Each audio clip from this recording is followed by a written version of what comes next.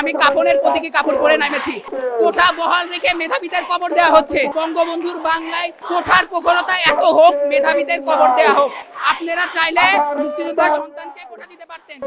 আজকে আজকে মূলত আমার এই বৃহস্পতিবার একটাই কারণ, আমি আমার সমস্ত শিক্ষার্থী ভাই বোনদের সঙ্গে এগ্রতা জানিয়ে আমি কাপড়ের প্রতীকী কাপড় পরে নেমেছি। এই প্রতীকী কাপড় পরার মেন উদ্দেশ্য, কোঠা বহাল রেখে মেধাবীদের কবর দেওয়া হচ্ছে। আমরা চাই না বঙ্গবন্ধুর বাংলায়, আমাদের স্বাধীন বাংলাতে কোঠার প্রখরতা এত হোক, মেধাবীদের কবর দেওয়া হোক। আপনারা নিশ্চয়ই সবাই অবগত আছেন, আমাদের ঢাকা ইউনিভার্সিটির এ পর্যন্ত 73টি বিভাগ আমরা সকল ধরনের ক্লাস পরীক্ষা বর্জন করেছি এবং আমাদের আন্দোলন যতদিন পর্যন্ত না সফল হচ্ছে ততদিন আমরা ক্লাসে ফিরবো না। তো আমরা শুধুমাত্র হাইকোর্টকে এটাই বলতে চাই, ছাত্র সমাবেশ সঙ্গে কোনো প্রহসন নাই। আপনি বলেছেন যে রাজপথ থেকে কি হাইকোর্ট রায় দিবে, হাইকোর্টের কোথাও সংবিধানের কোথাও লেখাই নাই যে কোঠা দিতে হবে।